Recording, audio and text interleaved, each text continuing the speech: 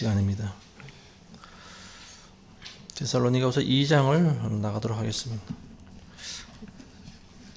오늘 우리가 나누실 데살로니가서 2장은 17절밖에 나와 있지 않지만 이 마지막 때와 관련돼서 중요한 내용이 많이 나와 있는 것 같습니다. 휴거의 때라든지 아니면 적그리스도, 그리고 더 나아가서는 이제 구원의 교리에 관해서까지 우리가 한번 살펴보도록 하겠습니다. 1절과 2절을 이제 같이 한번 읽어보겠습니다. 형제들아, 우리 주 예수 그리스도의 오심과 그 앞에 우리가 함께 모이는 일에 관하여 이제 너희에게 간구하노니, 영으로나 말로나 또는 우리에게서 받았다고 하는 편지로나 그리스도의 날이 가까웠다고 마음이 쉽게 흔들리거나 두려워해서는 안 될 것이라. 지난 주일날도 이제 잠시 언급을 했는데요. 예수님의 재림이 가까이 왔다라고 하는 사실을 이제 모두가 다 알고는 있는데, 과연 우리가 어떻게 살아가야 될 것인가, 어떻게 사는 것이 지혜롭고 현명한 것일까, 그리고 하나님께서 기뻐하시는 삶을 살아가는 것인가, 이게 사실은 더 중요하다라고 하는 거죠. 예수님의 재림이 정확히 언제 온다라고 하는 그 날짜, 때, 시기, 아니면 그와 관련된 정보들, 이런 것들보다는 먼저 내가 어떤 사람이 되어야 되는지가 더 중요하다고 제가 말씀드렸습니다. 1절에 보면 예수 그리스도의 오심과 그 앞에 우리가 함께 모이는 일에 관하여 이제 너희에게 간구한다. 바울이 얘기하고 있는 것은 재림에 대해서 이야기하는 거죠. 주 예수 그리스도의 오심은 이제 초림이 끝나고 예수님의 재림이 남아있는 거, 재림에 대해서 이야기하는 거고요. 자, 그 다음에 이제 그 앞에 우리가 함께 모이는 일이라고 나와 있는데, 그 앞에 함께 모이는 일이 어떤 일일까? 이제 많은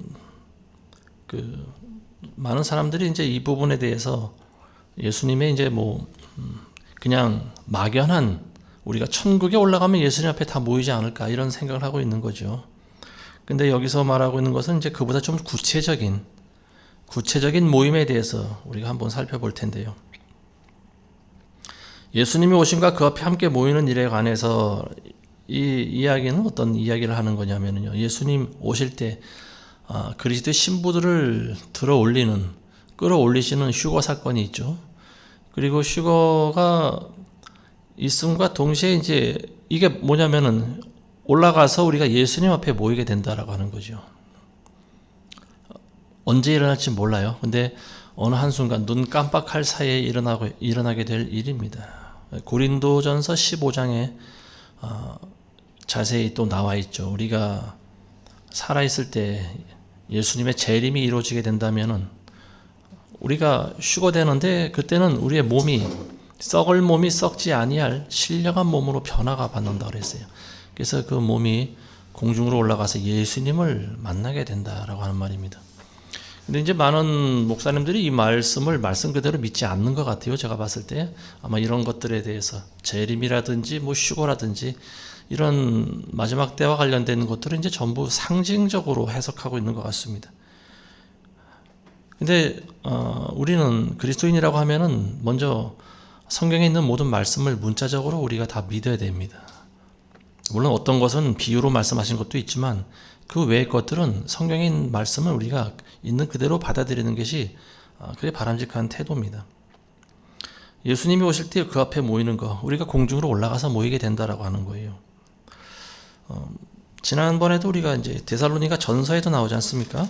데살로니가에 보낸 편지, 첫 번째 편지에 이제 4장에 보면은 잠든 자들에 관해서 바울이 이야기합니다. 그래서 예수님이 오시면은, 그러니까 하나님의 나팔 소리와 천사장의 호령과 하나님의 나팔 소리가 들릴 때 죽은 자들이 먼저 일어나고 살아남아 있는 우리들도 주를 만나기 위해서 구름 속으로 끌려 올라간다. 여기 대해서 이제 우리가 몇 주 전에 한번 살펴봤습니다. 지금 그 이야기의 연속을 하고 있는 거예요. 이게 이제 재림의 때 있게 될 휴거 사건이고요. 그 앞에 우리가 예수님 앞에 모이게 된다라고 하는 거죠. 그럼 우리가 모이게 되면은 예수님한테 찬양을 돌리겠죠. 예수님께 영광을 돌리겠죠.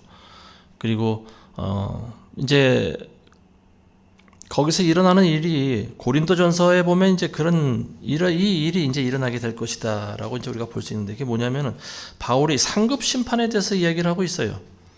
그러니까 먼저 휴거대에서 올라간 그리스도의 신부들이 예수님으로부터 각자가 받게 될 상급에 대해서 우리가 한번 살펴보겠습니다. 고린도전서 3장 12절부터 15절 말씀 보면은요, 이런 말씀이 있습니다. 이제 누구든지 기초 위에 금이나 은이나 보석이나 나무나 짚이나 그루터기로 지으면 각 사람의 일한 것이 나타나게 되리니 그날이 그것을 밝힐 것이라. 이는 그것이 불로써 드러나고 또 그 불은 각 사람의 일한 것이 어떤 종류인지를 시험할 것이기 때문이다. 만일 어떤 사람이 일한 것이 세운 그대로 있으면 그는 상을 받을 것이요, 만일 어떤 사람이 일한 것이 불타버리면 그는 손해를 당하리라. 그러나 그 자신은 구원을 받게 되지만 불에 의해서인 것처럼 그렇게 되리라.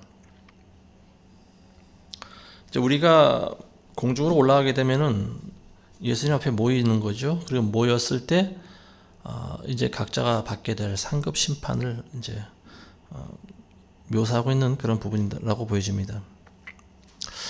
사람들마다 이제 주님으로부터 받게 되는 상급이 다르겠죠. 예수 그리스도를 믿는 그 기초 위에 금이나 은이나 보석이나 나무나 짚이나 그루터기를 지으면 이제 이런 것들을 전부 상징으로 해석을 하다 보면은 사실 성경에 있는 말씀을 어찌 보면 뜬구름 잡는 것과 같이 해석해버리는 그런 결과를 낳게 됩니다. 이런 것들에 의해서 이제 우리가 한번 좀 생각을 해볼 필요가 있어요. 우리가 과연 실질적으로 예수님을 만날 때 어떤 일들이 일어나게 될 것인가? 처음부터 끝까지 거의 이런 일들에 대해서, 우리가 알 수 없는 미래에 대해서, 마지막 때에 대해서 전부 다 상징적으로 뭉뚱그려서 생각을 하다 보면요, 실제로 우리가 어떤 일을 당하게 될지에 대해서 아무런 관심이 없게 된다라고 하는 거죠. 사도 바울이 이야기하고 있는 부분이 이제 그런 부분인데요. 바울 선생은 천국에 대한 비밀을 알고 있는 사람이죠. 왜냐하면 셋째 하늘에까지 올라왔다라고 본인이 고백을 하고 있지 않습니까?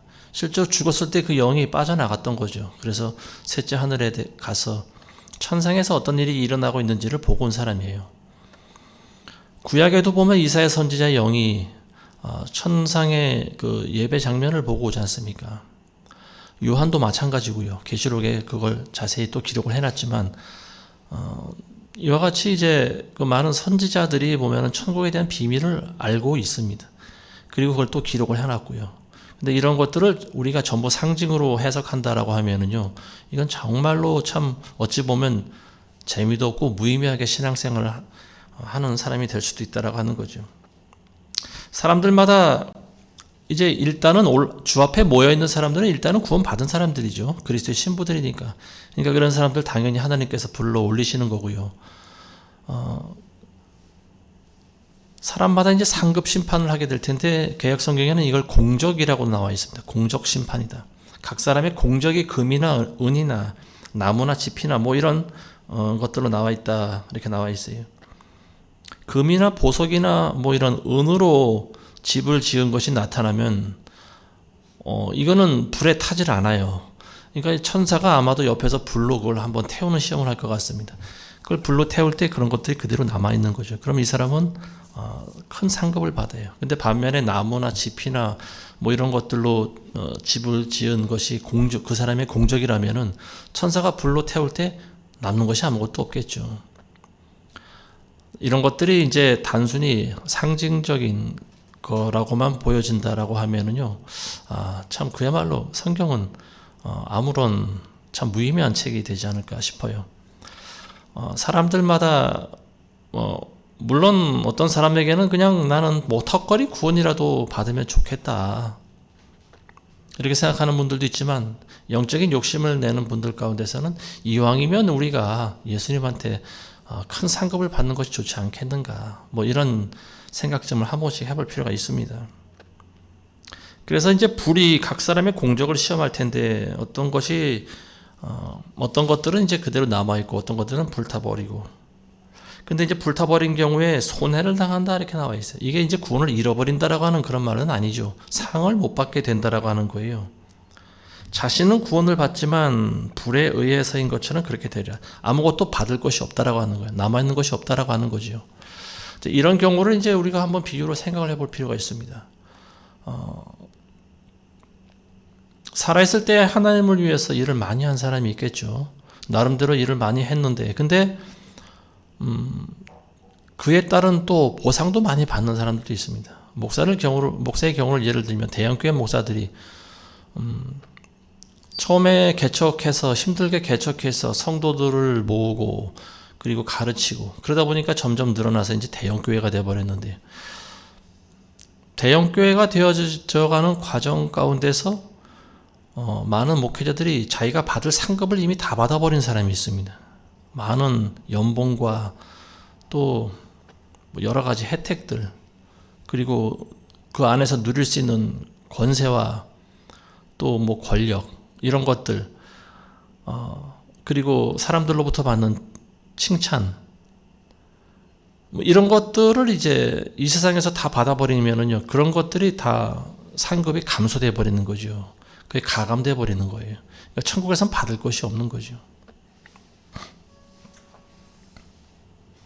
큰 교회를 지었다고 해서 예수님 앞에서 반드시 그 공적이 금이나 은이나 이런 것들로 나타나는 것은 아니에요. 이미 다 받아버린 사람은, 이 세상에서 누린 사람은 받을 게 없는 거예요. 불타버리는 거죠. 볕단이나 뭐 나무 조각이나 뭐 이런 걸로 집을 지어버린 거죠. 그 불에 금방 타버리지 않습니까? 받을 상급이 없다라고 하는 거예요. 자, 이제 위에서 휴거돼서 올라간 사람들이 주님 앞에 모여 있습니다. 그리고 상급 심판을 받죠. 그러면은 이 지구상에, 이 땅에는 어떤 일이 일어날까?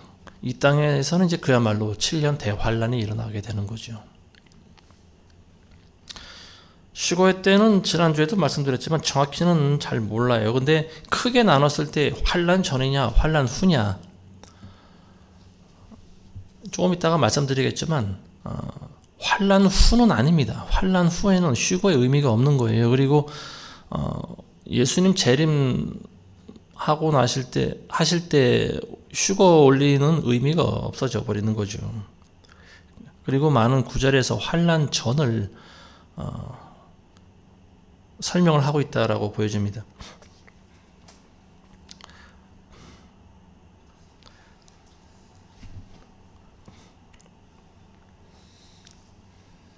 언제 휴가가 있을지는 정확히 몰라요. 근데 많은 분들이 거기에 대해서 관련된 구절을 찾아보면서 이제 관심을 많이 가지고 있는 것 같아요. 근데 언제 오든지 그것보다 중요한 일은 먼저 우리가 준비되는 일입니다. 날마다 우리가 회개하셔야 되고요. 그리스도 신부의 자격이 있는가, 우리가 그걸 살펴봐야 돼요.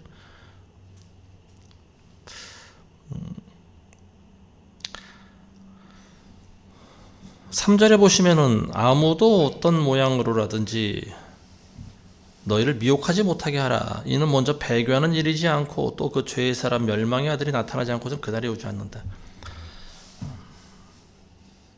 3절에 나와 있는 이 배교, 그리고 멸망의 아들이 나타나고 나서 휴거 사건이 있게 될 것이다. 근데 뭐 이미 배교는 이루어졌다라고 보는 거죠.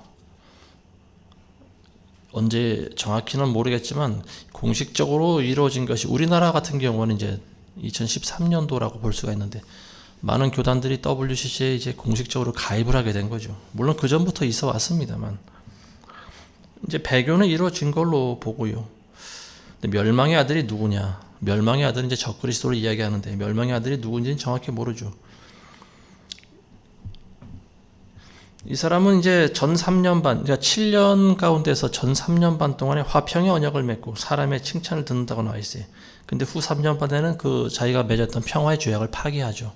그리고 전 세계를 이제 엄청난 환란으로 몰아가는, 자기의 이제 본색을 드러내는 사람이 적그리스도다. 이 자는 이제 자기를 하나님이라고, 자칭 하나님이라고 말하는 거죠. 그래서 사람들에게 경배를 강요하고요.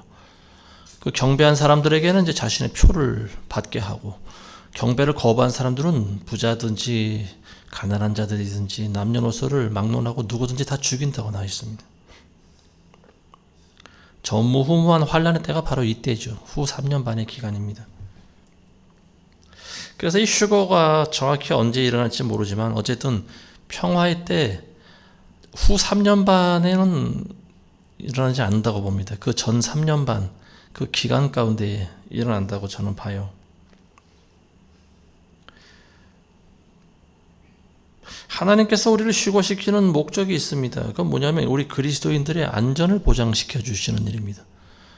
신부들의 안전 보장이에요. 이게 바로 휴거의 목적이다라고 보여집니다. 상급 심판을 먼저 하시는 거죠. 어느 나라든지 그 보면은요, 전쟁이 일어나게 될 경우에, 예를 들면 우크라이나와 러시아의 전쟁이 있었죠. 우크라이나와 러시아가 전쟁이 일어나게 됐을 때 각 나라에서는 비행기를 다 보냅니다. 그래서 미국에서 이제 전 세계를 보내서 자기 미국 국민들을 태워가지고 보내요. 왜냐하면 자국민들의 안전을 보장하기 위해서죠. 그거와 똑같은 거예요. 이 땅에서 대환란이 일어나게 될 때 천국 시민권자인 우리 그리스도의 신부들 하나님께서 먼저 불러 올리시는 사건이 바로 휴거 사건입니다. 누가복음 21장 36절에 보시면 예수님이 이런 말씀하십니다. 그러므로 깨어서 항상 기도하라. 그래야 장차 일어날 이 모든 일에서 피하고 또 인자 앞에 서기에 합당하게 여겨질 것이라. 여기 보면 인자 앞에 선다라고 하는 말씀을 언급하고 있지 않습니까? 예수님께서. 이게 바로 그 앞에 우리가 함께 모이는 일입니다. 인자 앞에 서는 날이에요.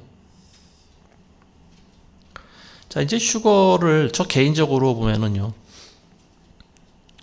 휴거가 언제 일어나게 될 것인가를 뭐 제가 정확히 말씀드린 건 아니에요. 근데 제 개인적인 의견은 크게 분류하면 환란 전이냐 환란 후냐 따지면 환란 전이죠. 근데 7년 환란이 시작되기 전이냐 하면은 거기에 대해서는 좀 이견이 있습니다. 언제부터 환란이 들어간지 정확히 몰라요. 근데 휴거 사건이 있다라고 하면은요, 이미 7년 환란에 들어가 있는 거예요. 제가 봤을 때는 전 환란기, 그러니까 전반기, 그러니까 극심한 환란이 있기 전에 전 3년 반 기간 중간쯤 있게 될 것 같습니다. 제 생각에는. 어디서 이제 그 힌트를 얻느냐 하면은 창세기에 나와 있어요. 창세기에 보면은 요셉이 애굽의 총리가 되었을 때 무시무시한 기근이 들지 않습니까? 7년 풍년이 처음엔 들고 그 다음에 7년 기근이 와요. 근데 이 애굽은 하나님이 주신 지혜로 애굽의 곳곳에 이제 큰 창고를 만들어서 7년 풍년 기간 동안에 그 소출한 곡식들을 그곳에 전부 다 쌓아 놓습니다. 그리고 7년이 지나고 이제 7년 기근의 때가 올 때 많은 백성들이 요셉한테 와서 무릎 꿇고 곡식을 사 가져가요. 돈으로 사 가져가고, 돈이 떨어지니까 곡식으로 짐승으로 와서 사 가져가고, 땅을 팔고, 그래도 안 되니까 어떻게 합니까? 자기를 파는 거예요. 자기를 종으로 써달라고. 그래서 자기 목숨을 부지합니다. 이때가 이제 7년 기근의 때인데, 자, 야곱 일가들은 이 당시에 가나안 땅에 살고 있었죠. 근데 이 사람들도 기근이 오니까 어떻게 해요? 형제들을 보내죠. 그래서 야곱의 이제 그 10명이나 되는 11명이나 되는 아들이 있었죠. 요셉 외에도 이 아들들을 이제 보냅니다. 그래서 곡식을 사오게 하는데요. 근데 그게 뭐 얼마나 가겠습니까? 뭐 6개월이나 뭐 1년이나 지나면 또 곡식을 또 사와야 되는 그런 상황이죠. 그러다가 이제 결국은 요셉이 죽지 않고 애굽의 총리로 있다라고 하는 소식을 듣게 되죠. 그래서 야곱이 그 말을 듣고 요셉 애굽으로 이주할 결심을 합니다. 그 이전에는 이제 뭐 굶어 죽더라도 가나안 땅을 아마 뜰 결심을 하지 않았을 거라고 보여지는데, 근데 자기가 정말 자기 목숨보다 사랑했던 요셉이 살아있다라고 하는 소리를 들으니까 갑자기 눈이 번쩍 떠지는 거예요. 그러면서 모든 일가 친척들을 다 데리고 자기 식솔들을 다 데리고 애굽으로 이주합니다. 이집트로 들어가는 거죠. 그래서 고센 땅에 정착을 하는데, 이때가 언제냐면 2년이 지났을 때입니다. 기근이 시작된 지 2년이 지났을 때예요. 아직도 5년이라고 하는 환란 기간이 남아 있습니다. 자, 그래서 저는 이제 이게 휴거의 한 예표가 되지 않겠냐, 저는 그런 생각이 듭니다. 야곱의 일가들이 이스라엘을 상징하는 거죠. 그리고 더 나아가서는 이 신약의 시대에는 이제 크리스찬들, 그리스도인들, 그리스도의 신부들을 상징한다라고 볼 수가 있어요. 이 사람들이 가서 처음에 어디로 갑니까? 이집트로 가서 총리 앞에 나가는 거죠. 총리를 만나보는 거예요. 요셉을 만나는 거예요. 이 요셉이 누구냐면은 그리스도의 모형이 되는 사람입니다. 그래서 야곱의 식구들이 예수님 앞에 서게 되는 거죠. 그거와 똑같은 거죠. 그래서 그 자기 식구들 70명이나 되죠. 70명의 식구들이 애굽으로 이주를 하는 거예요. 그래서 요셉을 만나보고 야곱과 요셉이 눈물로 재회를 하게 되죠. 죽은 줄 알았던 아들이 살아있다라고 하는 거예요. 어찌 보면 이제 이것도 한 예시가 될 수 있는 거죠. 예수님이 죽었다가 다시 살아나지 않습니까? 그러니까 그 아들을 만나는 거예요. 그래서 이 부모 형제들이 요셉의 보호함을 받습니다.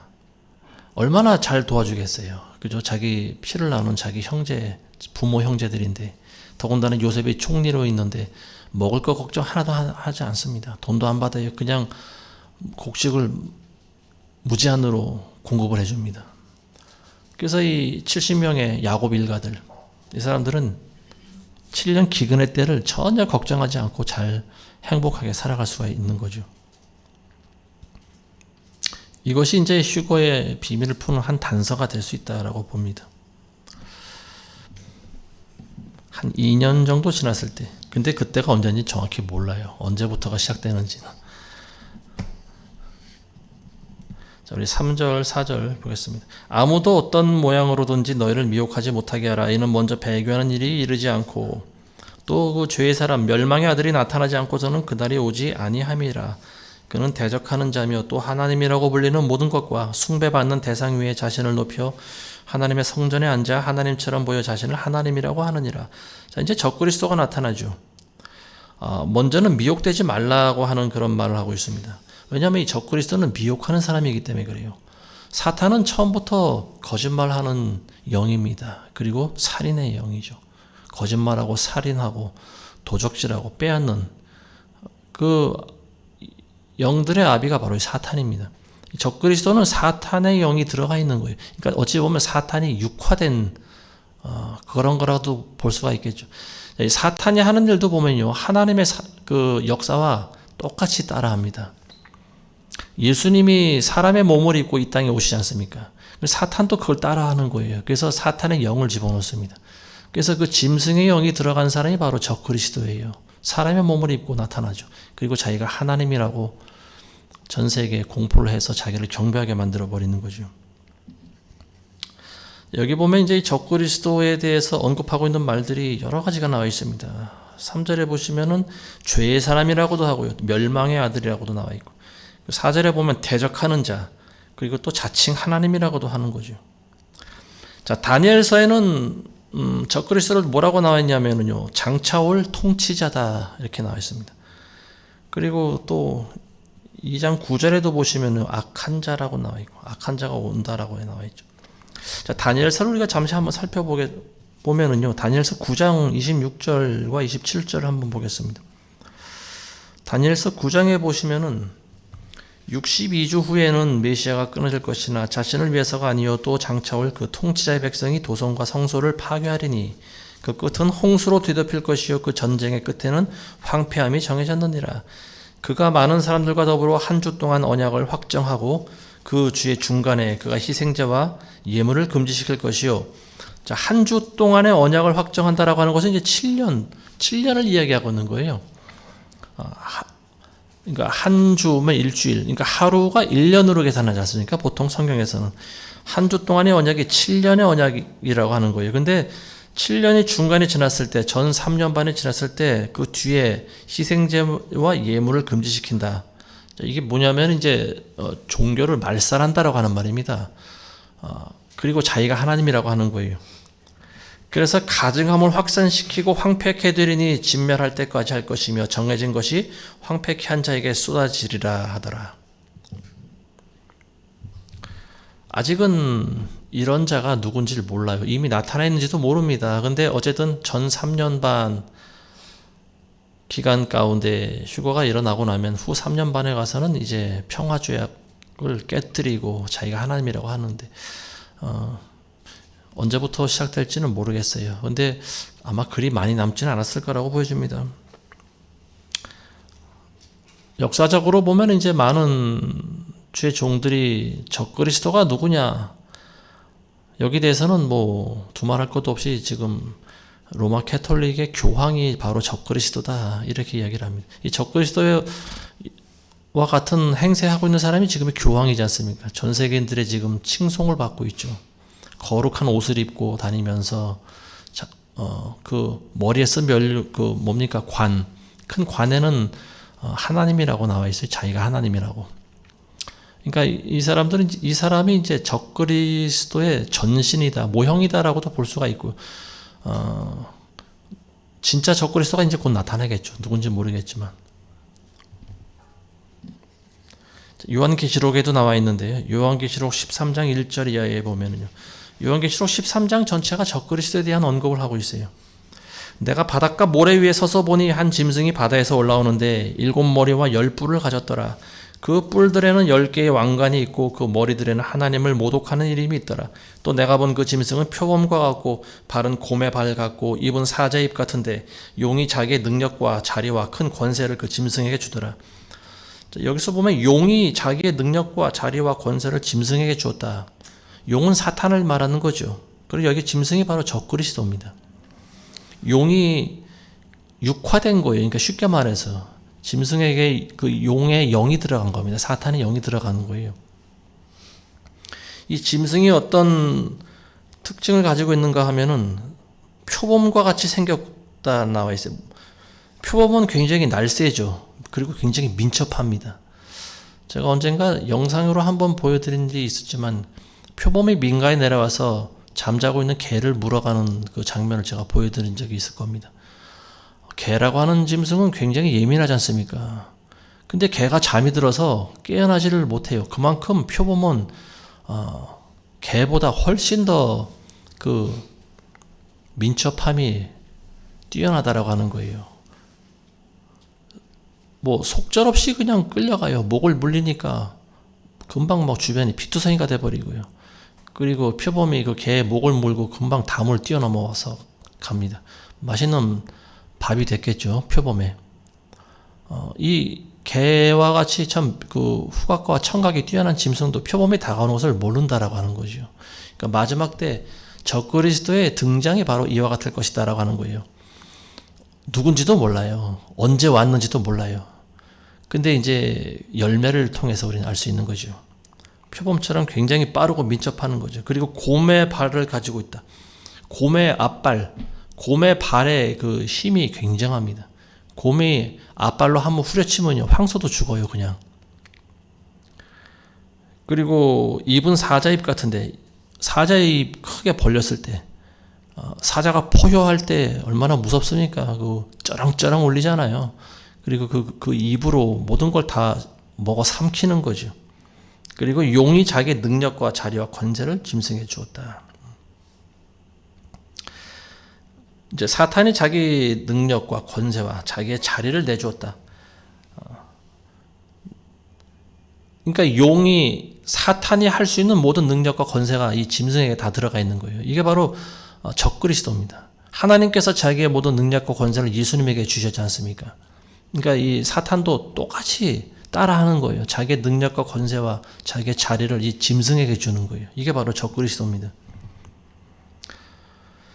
자, 계시록 11장에 보시면은요, 11장 1절에서 2절에 보시면 이런 말씀이 있어요. 또 내게 지팡이 같은 갈대를 주며 그 천사가 서서 말하기를, 일어나서 하나님의 성전과 제단과 그 안에서 경배하는 자들을 측량하라.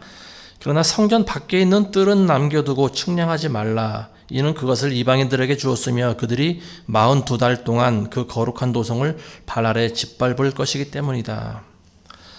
여기서 이제 요한계시록에 보면은요, 요한한테 천사 같은 사람이 천사에게 이제 그렇게 이야기를 하는 거죠. 일어나서 하나님의 성전과 제단과 그 안에서 경배하는 자들을 측량하라. 측량한다. 측량한다라고 하는 말이 뭐냐면은 몇 명인가 세어보라고 하는 말이에요. 그죠? 사람을 어떻게 뭐 자로 재서 뭐 하겠습니까? 키가 180인지 2m인지 그게 중요하지 않잖아요. 측량한다라고 하는 것은 그 수가 얼마나 되는지를 보라고 하는 말이고, 두 번째는 뭐냐면 이 사람들 보호하란 말입니다. 하나님의 성전과 제단과 그 안에서 경배하는 자들이 얼마나 되는지 살펴보고 그 자들을 보호해야 된다, 이런 말이에요. 근데 성전 밖에 있는 뜰은 남겨두고 측량하지 말라. 자, 하나님의 성전이 있으면 그 성전 안에서 경배하는 자들은 보호해야 되고, 성전 바깥에 있는 사람들은 측량하지 말라. 이건 뭐냐면 죽든지 말든지 내버려 두라고 하는 말이죠. 측량하지 말라. 하나님의 관심 밖에 있다라고 하는 말입니다. 그리고 이방인들한테 그걸 내줬다라고 하는 거예요. 언제까지? 42달 동안. 이게 바로 3년 반의 기간이죠. 그러니까 후 3년 반 동안 일어나게 될 일입니다. 42개월 동안 일어나는 거예요. 날수로는 1260일입니다. 다른 구절에는 뭐 1290일이라고도 나와 있는데 1260일이나 90일이나 한 달 차이인데 어쨌든 42개월을 상징하는 말이라고 봅니다. 자, 이때 이제 42달 동안 어쨌든 그 기간 동안 예루살렘에 이제 두 증인이라고 하는 사람이 또 나타나죠. 그래서 이 3년 반 기간 동안 예언을 한다고 기록하고 있습니다. 자, 5절에서 8절 보겠습니다. 내가 너희와 함께 있을 때 너희에게 이 일들에 대해 말한 것을 기억하지 못하느냐? 이제 너희는 무엇이 막고 있는지를 아나니 이는 그가 자기 때에 나타나려는 것이라. 불법의 신비가 이미 활동하고 있나니 현재는 막는 자가 있어 막을 것이나 그가 그 길에서 옮겨질 때까지만 그리하리라. 그리고 나서 그 악한 자가 나타나리니 주께서 그를 자기 입에서 나오는 영으로 소멸하시고 그의 찬란한 오심으로 제거하시리라.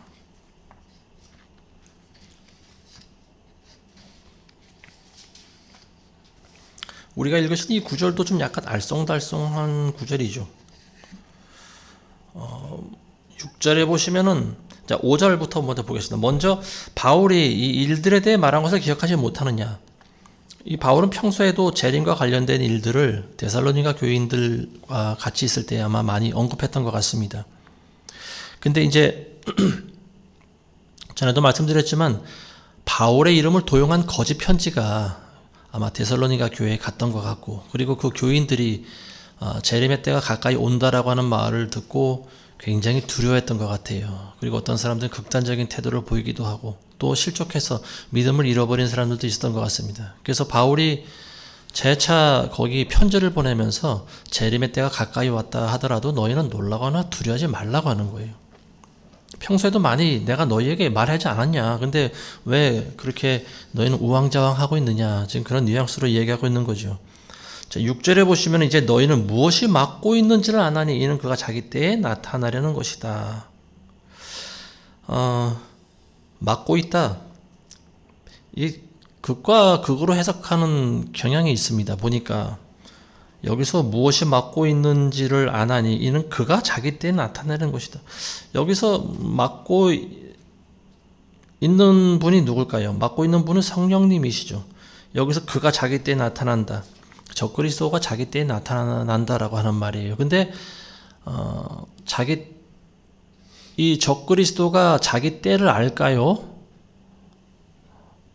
하나님께서 역사하시는 거예요. 마지막 때는 적그리스도가 언제 나타나게 될지 본인도 아마 모를 겁니다.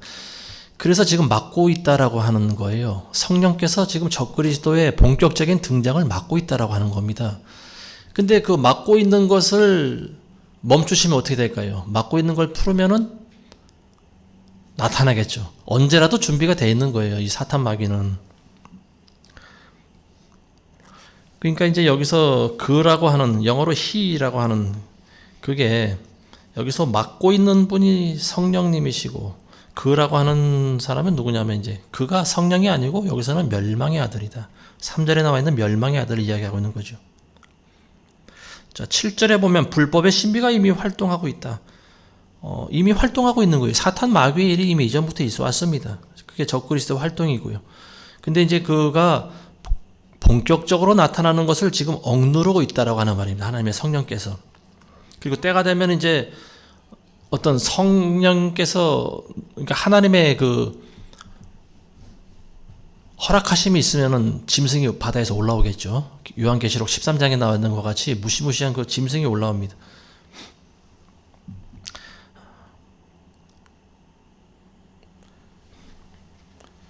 그래서 이제 7절에도 보면 불법의 신비가 이미 활동하고 있지만 현재는 막는 자가 있어 막을 것이다. 그게 언제까지냐? 그가 그 길에서 옮겨질 때까지만 그리하리라. 자, 여기서 이제 그가 그 길에서 옮겨질 때까지만 그리하리라.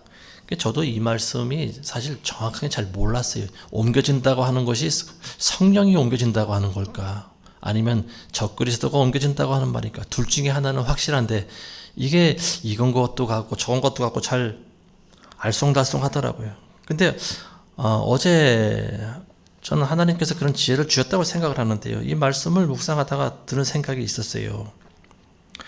많은 사람들이 성령이 하나님이신데 어떻게 영원토록 동일하신 하나님이 옮겨지시냐.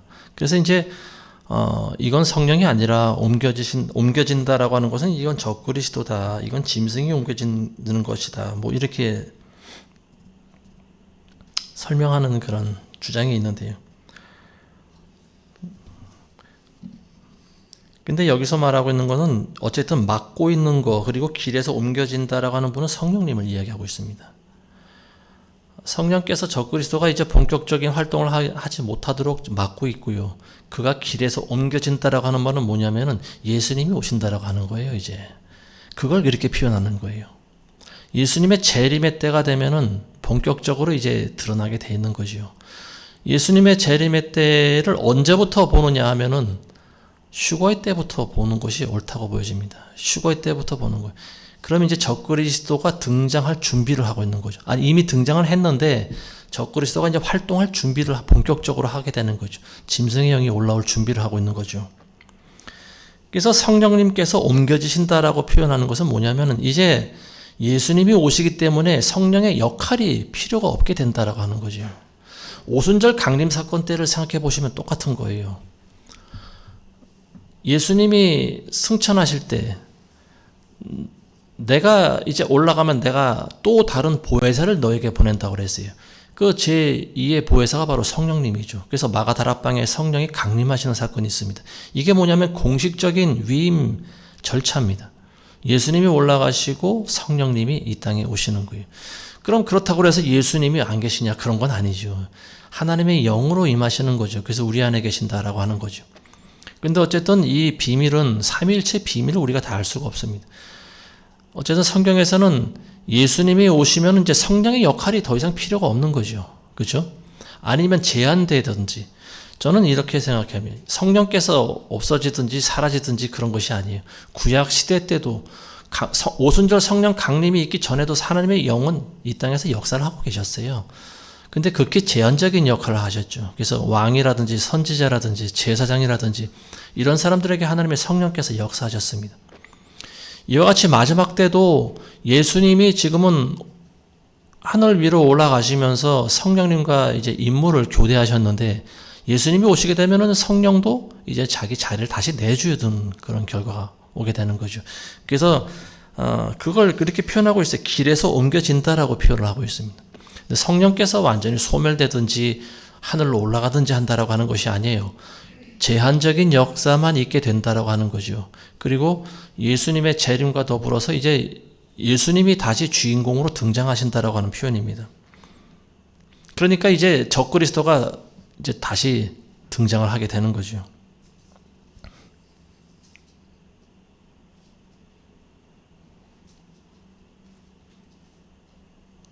자, 8절에 보시면은 그래서 이제 그 악한 자가 나타나리니 그리고 이제 악한 자가 나타나서 이 세상을 막 휘젓겠죠. 이제 극심한 환란, 사람들을 막 죽이고 이제 뭐 자기가 하나님이라고 그러고 그러다가 주께서 그를 자기 입에서 나오는 영으로 소멸시키신다. 예수님 입에서는 이제 날생 검이 나오죠. 그 하나님의 말씀, 천지를 지으신 하나님의 말씀은 말씀 한마디에 모든 능력이 다 들어가 있죠. 그래서 소멸시키신다고 했는데 소멸되는 것이 아니고 이게 뭐냐면 불못에 던지신다라고 하는 말입니다. 요한계시록 19장 20절에 보면은 예수님이 오실 때 가장 먼저 하시는 일이 있잖아요. 이게 뭐냐면 짐승을 잡는 일이죠. 짐승과 적그리스도, 거짓 선지자를 잡아서 불못에 집어넣습니다. 그 제거되는 거예요. 그 다음에 이제 9절에서 10절 보겠습니다. 그 악한 자가 오는 것은 사탄의 역사에 따라 모든 능력과 표적과 거짓 이적들과 멸망하는 자들 안에 있는 모든 불의의 속임수로 오는 것이니 이는 그들이 진리의 사랑을 받아들이지 아니하여 구원을 받지 못하였기 때문이다. 자, 이 악한 자가 오는 거, 적그리스도가 이 땅에 나타나는 목적은 뭐냐면 만국을 미혹하기 위해서는 거예요. 만국을 미혹하기 위해서. 그리고 미혹당하는 사람들이 누구냐? 구원받지 못한 사람들이다. 그리고 왜 이 사람들이 구원받지 못했느냐? 진리의 사랑을 받아들이지 않았기 때문에 구원받지 못한 사람들이고, 이 사람들이 마지막 때 적그리스도에게 전부 다 미혹당한다라고 하는 말입니다. 그리고 이 사람들이 왜 미혹당하느냐? 하나님을 그리고 안다고 하는 교회를 다녔다라고 하는 그런 크리스천들도 많이 미혹될 텐데요. 왜냐하면 이 적그리스도가 많은 이적과 기적을 보이기 때문에 그래요. 하늘에서 불이 내리기도 하고 또 많은 병자들을 고치기도 하고 뭐 이런 기적들을 많이 보이겠죠. 그러니까 사람들은 저 사람이야말로 진정한 평화의 사도인가 보다. 그리고 저 사람이 하나님의 어떤 저 사람이야말로 그리스도인가 보다. 이제 이렇게 믿는 사람들이 많다라고 하는 거예요.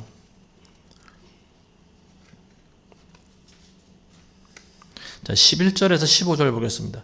이로 인해 하나님께서 그들에게 강력한 미혹을 보내셔서 거짓말을 믿게 하심은 진리를 믿지 않고 불의를 좋아하는 모든 자로 심판을 받게 하려 하심이라.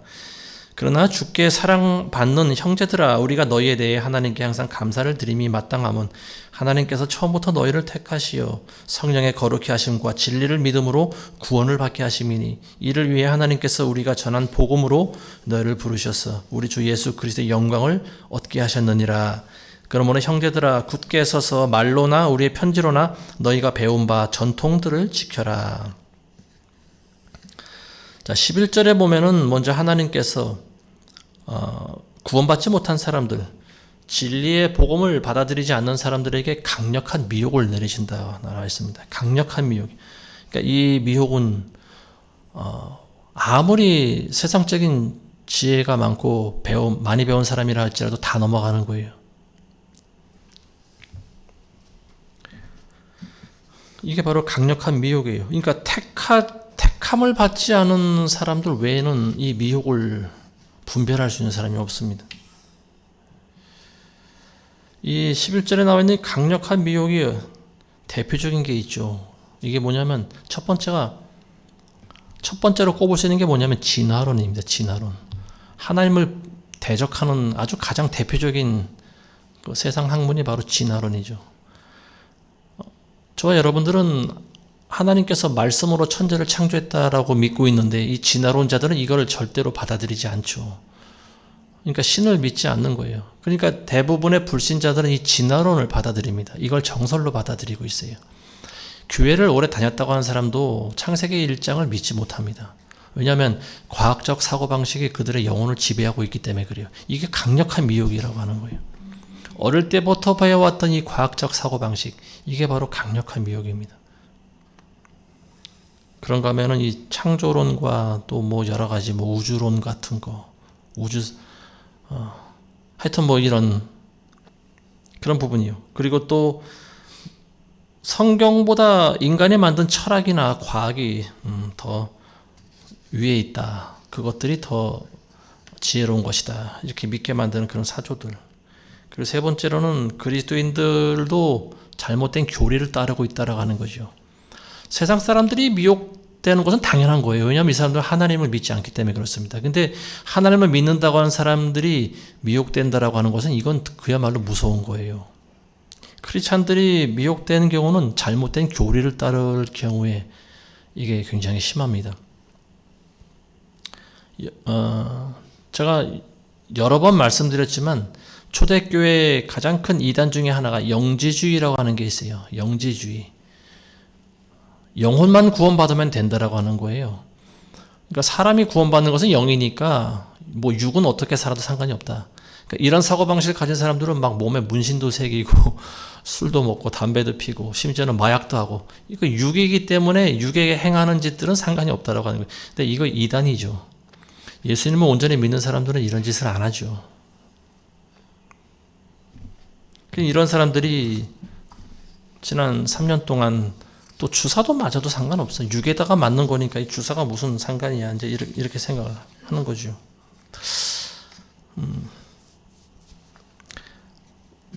이제 지금은 팬데믹이 이제 어쨌든 공식적으로 지금 끝난 상황인데, 뭐 지금 다시 또 중국에서 뭐 또 감기 환자들이 지금 극성을 부린다라고 한 소식이 자꾸만 들려오고 있습니다.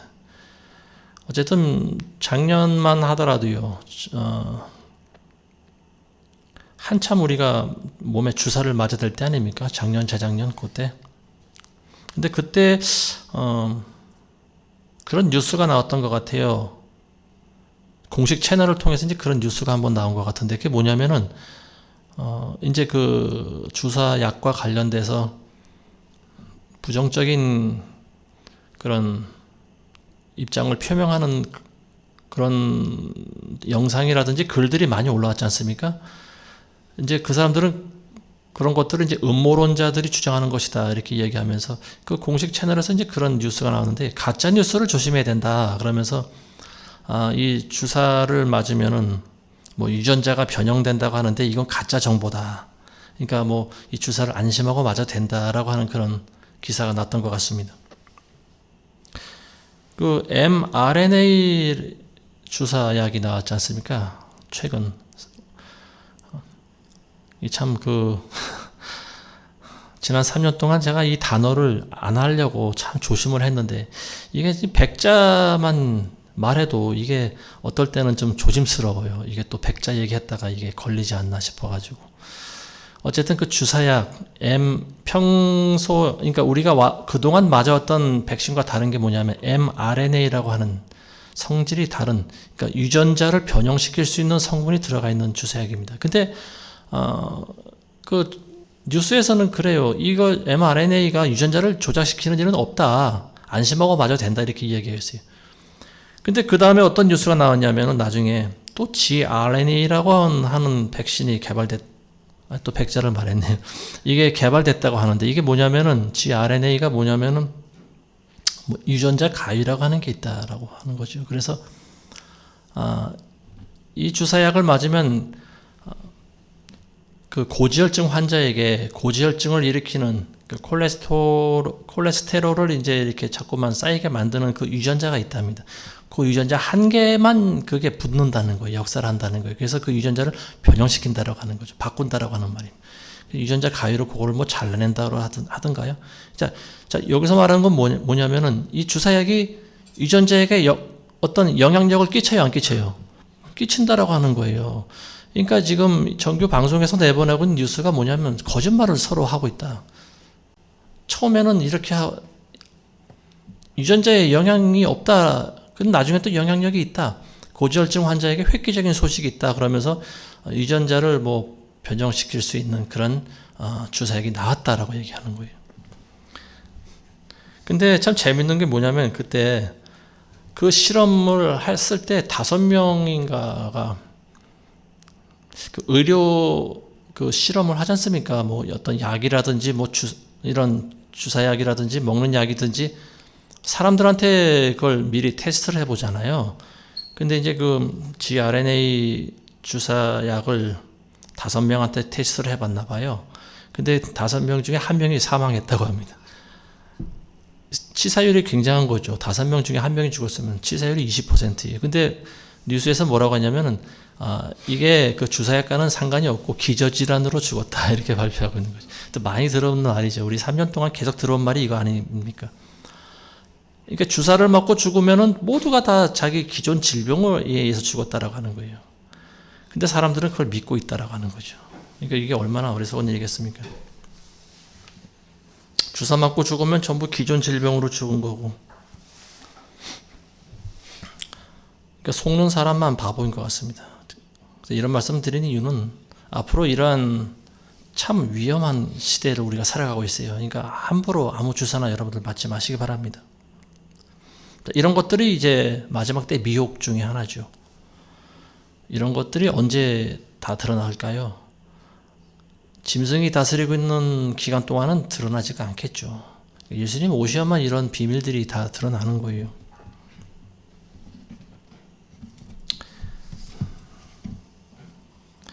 어쨌든 이 mRNA 백신이라고 하는 것은 굉장히 위험한 물질입니다.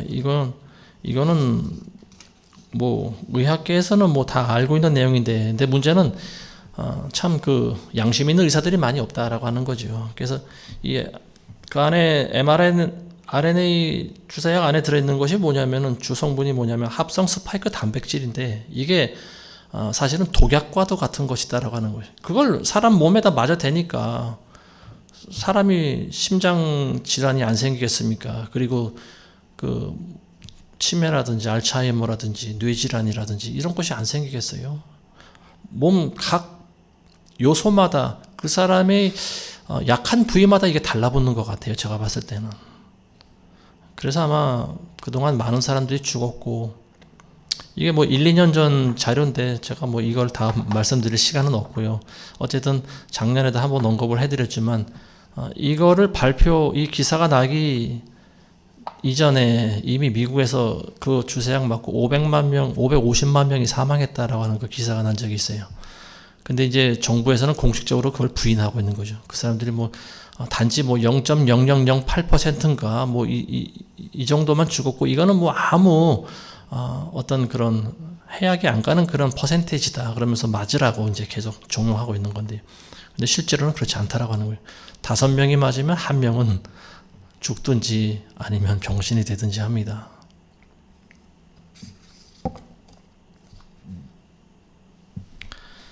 이게 이제 강력한 미혹 중에 하나예요. 마지막 때 창조론을 부인하는 진화론, 그리고 과학, 그리고 철학, 그리고 그리스도인들이 믿는 잘못된 교리, 그리고 우리 지난 팬데믹 상황 가운데서 있었던 전 세계적으로 공통된 모습을 보여준 거, 이게 바로 전 세계 사람들이 전부 미혹되어 있다라고 하는 증거죠. 바른 말하는 사람들은 얼마나 될까요? 퍼센테이지로 따지면 얼마 되질 않을 것 같아요. 얼마 안 돼요. 자, 그리고 거짓 교리 중에 하나가 한 번 받으면 구원 받는데, 영원토록 구원 받는데, 한 번 믿으면 한 번만 믿으면 끝이다. 이게 이단 교리예요. 구원의 길이 그렇게 만만치가 않습니다. 오직 믿음으로만 구원받는다고 하는 사람들, 이 사람들은 열매를 무시하죠. 왜냐하면 한번 내가 믿었기 때문에, 이미 내가 그리스도의 몸 안에 들어갔기 때문에 그거는 절대 번복되지 않는다. 이건 부인할 수 없는 구원이다. 그러면서 열매하고 구원하고는 상관이 없다라고 하는 거예요. 열매는 단지 이제 부수적인 거고 상급과 관련되어 있는 거고, 구원은 열매와 상관이 없다. 근데 예수님께서는 그렇게 말씀 안 하셨죠. 상급은 둘째치고 열매를 맺지 못하면은 찍어서 불에 던진다고 나와 있어요. 예수님의 그 구원 교리를 전적으로 반박하는 거지 않습니까? 근데 어쨌든 그러면서 오늘날 이 세대주의자들이 주장하는 게 바로 그런 거예요. 로마서에 나와 있는 한 번 받은 구원은 영원하다. 은혜로 구원받는 것이기 때문에 영원한 것이다. 예수님은 구약의 마지막 시대를 살아가신 분이기 때문에 그가 말씀하신 것은 구원의 교리에 적용해서는 안 된다라고 하는 거죠. 참 무시무시하고 무지한 이야기들을 하고 있습니다. 그러면서 그렇게 말하는 근거가 뭐냐? 디모데전서에 나와 있듯이 바울이 성경을 올바로 나누어서 해석하라고 했기 때문이다. 이렇게 얘기하는 거예요. 올바로 나눠서. 예수님과 바울을 나누는 것이 올바로 나눈 걸까요? 그렇지 않다고 봅니다. 성경의 구원은 같은 거예요. 하나님을 믿으면 구원받는 거죠. 근데 잘 믿어야죠.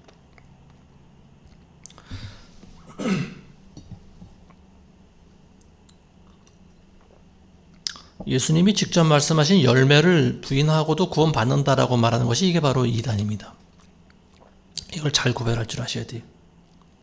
믿음이라고 하는 것은요, 전 과정을 보는 거예요. 삶의 전 과정을 보는 겁니다. 믿었다고 해서 바로 이 사람이 천국 가는 건 아니죠. 물론 그 당시에 이 사람이 죽는다라고 하면 구원받을 수 있을지도 모르겠죠. 우편 강도처럼. 근데 세월이라고 하는 것이 수십 년을 살아야 되지 않습니까? 그건 믿음의 시작일 뿐인 거죠. 구원의 여정을 우리가 거쳐야 되는 거예요. 그래야 천국에 들어가는 거죠. 그래서 이 믿음의 시작부터 믿음의 결론까지를 우리는 믿음이라고 부릅니다. 그 순간을 이야기하는 것이 아니에요. 베드로전서 1장 9절에 보면 믿음의 결과는 곧 영혼의 구원이다라고 나와 있어요. 믿음의 결과를 이야기하고 있습니다. 믿음의 시작을 이야기하고 있는 것이 아니고 믿음의 전 과정을 이야기하는 거였어요. 영혼의 구원이라고 하는 것은 믿음의 시작부터 결과까지를 다 보는 것을 믿음이라고 합니다. 그 믿음은 열매를 맺는데요. 그건 성령께서 맺게 하시는 거지요. 근데 그 전 과정을 어떤 과정 가운데 하나님의 말씀에 순종하면서 살아가는 것이 있어야 되는 거예요. 근데 그게 없으면은 나는 이미 구원과 열매는 상관이 없으니까, 그리고 나는 이미 머리로 믿고 있어. 가슴으로도 믿고 있어. 근데 자기 인격이 변화가 되지 않고 가치관과 태도가 변화되지 않고 살아가는 방식은 그대로면서 나는 가슴으로 예수님을 믿어. 나는 구원 받았어. 이 믿음을 고수하고 하는 사람들이 지옥에 갈 확률이 굉장히 많습니다. 왜냐하면 열매를 맺지 못하면 지옥에 가기 때문에 그래요. 은혜라고 하는 것이 뭐냐 하면은요, 우리 이방인들에게 은혜가 주어졌다라고 하는 것은 뭐냐 하면은 우리는 율법의 요구를 지키지 않아도 된다라고 하는 말입니다. 이게 바로 은혜라고 하는 거예요. 전에도 말씀드렸지만 율법이라고 하는 것은 죄를 깨닫게 하는 도구에 불과하죠. 근데 많은 사람들이 율법의 요구대로 행합니다. 근데 그것도 이스라엘 백성들에게 국한돼서죠. 그래서 천국에 들어갈 수 있는 그 기준을 주셨는데 이제 그게 율법이에요. 근데 그 율법을 바울은 율법의 저주라고 이야기합니다. 왜냐하면은 율법의 행위를 통해서 구원받을 수 있는 사람이 많지 않기 때문에 그래요. 율법은 우리에게 완벽함을 요구하고 있죠. 제사를 지내야 돼요. 뭘 잘못했을 때마다 짐승을 잡아서 피를 흘려야 돼요. 그래서 이게 완전한 어떤 구원의 도구가 되지 못한다라고 하는 거죠. 근데 그게 바로 율법이 우리에게 요구하는 거예요. 죄를 지었을 때마다 짐승을 잡아 죽여야 되는 거예요. 피를 흘려야 되고. 그게 바로 우리에게 요구하는 율법의 요구입니다. 예수님께서는 율법을 폐기시키셨을까요? 아니면 완성시키셨을까요? 예수님은 율법을 없애지 않으셨어요. 율법이라고 하는 것은 오늘날 우리가 알고 있는 도덕법입니다. 헌법에도 들어가 있고 모든 나라와 민족들마다 지키는 도덕법 중에 이 율법이 다 들어가 있어요. 예수님께서는 율법을 폐지시킨 게 아니에요. 오히려 율법을 완성시키신 분입니다. 율법을 어떻게 완성시켰느냐? 우리가 더 이상 율법을 지키지 않아도 된다라고 하는 거예요. 왜냐하면 예수님께서 율법의 모든 요구를 지키셨기 때문에 그렇습니다. 예수님은 율법의 요구대로 행하셨어요. 그 증거가 뭐냐? 십자가에서 자신을 죽이신 일입니다. 예수님이 초림 때 오셔서 어린 양이 되셨지 않습니까? 그래서 어린 양이 되셔서 십자가에 피 흘리고 돌아가신 거예요. 율법의 요구대로 행하신 거죠. 그리고 이제는 율법을 완성하셨는데 어떻게 완성하셨냐? 믿음으로, 오직 믿음으로 율법의 요구가 바뀌었다라고 하는 말입니다. 그래서 저와 여러분들은 이제 율법을 더 이상 지키지 않아도 된다라고 하는 거예요. 왜냐하면 예수님께서 율법의 요구대로 죽으셨기 때문에 그렇습니다. 그래서 누구든지 예수 그리스도를 믿기만 하면, 예수 그리스도를 믿으면 구원을 받을 수 있다라고 하는 거예요. 그렇지만 믿기만 한다라고 하는 말이 잘 새겨 들으셔야 돼요. 율법의 요구는 우리가 더 이상 지키지 않아도 됩니다. 예수님께서 율법을 완성시키셨기 때문에 그래요. 근데 그 완성이라고 하는 말은 폐지시켰다라기보다 율법의 요구를 바꾸셨다라고 하는 말이에요. 믿음으로 바꾸셨다라고 하는 거예요. 그래서 우리는 율법을 더 이상 지키지 않고 이제 믿음의 법을 따라 산다라고 나오는 거예요. 그래서 그렇지만 우리는 그게 단지 머리나 가슴으로 믿기만 하는 것이 아니고요. 믿음의 요구를 따라 행해야 된다라고 하는 거죠. 그래서 성경을 보면은요, 바울 서신을 보면 믿음의 요구에 대해서 많이 나와 있어요. 믿는 자들이 어떻게 살아가야 된다라고 하는 것을 계속 강조를 하고 있습니다. 그냥 그게 한번 믿고 끝나는 것이 아니라고 하는 거예요. 저와 여러분들은 믿음의 요구를 따라 살아가야 되는 거죠. 믿음의 요구 조건이 뭐냐? 그게 바로 회개입니다. 그리고 열매를 맺는 거예요. 회개라고 하는 것은 후회와는 다른 거죠. 우리의 생각이 달라지는 거예요. 그래서 유턴하는 겁니다. 넓은 길에서 좁은 길로 들어서는 거예요. 이게 회개입니다. 큰 회개는 이제 우리의 삶이 넓은 길에서 좁은 길로 들어서는 거고, 그리고 좁은 길로 가면서도 수없이 많은 죄를 지어요. 그때마다 우리는 회개를 해야 되는 거죠. 목욕은 한 번 해도 되지만 손과 발은 그때마다 씻어야 된다라고 하는 겁니다. 예수님께서 말씀하신 게 이제 그런 부분이에요. 그래서 우리가 좁은 길로 걸어가고 있죠. 그리고 그 길로 순종하면서 가다 보면은 우리에게 열매가 맺어지는데, 열매 맺게 하시는 분은 우리가 아니고 성령님이시라는 겁니다. 그래서 회개하고 순종의 길을 살아가는 사람들에게 하나님께서는 성령의 9가지 열매를 맺게 하신다. 첫 번째가 사랑, 그 다음에 희락, 그 다음에 화평, 오래 참음과 자비와 양성과 충성과 온유와 절제. 9가지 열매, 성령의 열매입니다. 성령의 9가지 열매를 하나로 또 이렇게 압축한다라고 하면은 첫 번째 나와 있는 사랑. 사랑 안에 이 모든 것들이 다 포함되어 있어요. 사랑은 오래 참고, 사랑은 온유하고. 바울이 그 사랑에 대해서 또 풀어주지 않습니까? 고린도전서 13장에. 이게 바울이 가르친 복음이고, 이게 바로 전통이에요. 다른 게 아니고. 믿기만 하면 구원받는다라고 하는 것은 그건 이단의 교리입니다. 믿음이라고 하는 것은 전 과정을 이야기하는 거예요. 제가 드린 말씀이 이제 로마서를 압축해서 말씀드린 거예요. 자, 마지막입니다. 16절과 17절 보겠습니다. 이제 우리 주 예수 그리스도와 우리를 사랑하시고 은혜 가운데서 영원한 위로와 선한 소망을 주신 하나님 곧 우리 아버지께서 너희 마음을 위로하시고 모든 선한 말과 일에 너희를 견고케 해주시기를 바라노라. 마지막 인사말이죠. 사도 바울이 잘 쓰는 말은 은혜죠. 은혜. 예수 그리스도의 은혜. 은혜라고 하는 말이 거저 앉아서 구원받는 것이 은혜가 아니에요. 율법의 요구를 믿음의 요구로 바꿔버리신 겁니다. 그러니까 우리가 더 이상 피를 흘리지 않아도 되는 그 제사, 그걸 통해서 우리가 하나님께 나아갈 수 있다라고 하는 거죠. 이게 은혜라고 하는 거예요. 그리고 성령께서 우리를 도와주시지 않습니까? 예수님이 우리 안에 계시는 거죠. 동행하시는 거죠. 우리가 아무 힘이 없어서 낙심해서 쓰러져 있을 때 성령께서 우리 손을 잡아 이끌어 주시는 거예요. 이걸 동행이라고 합니다.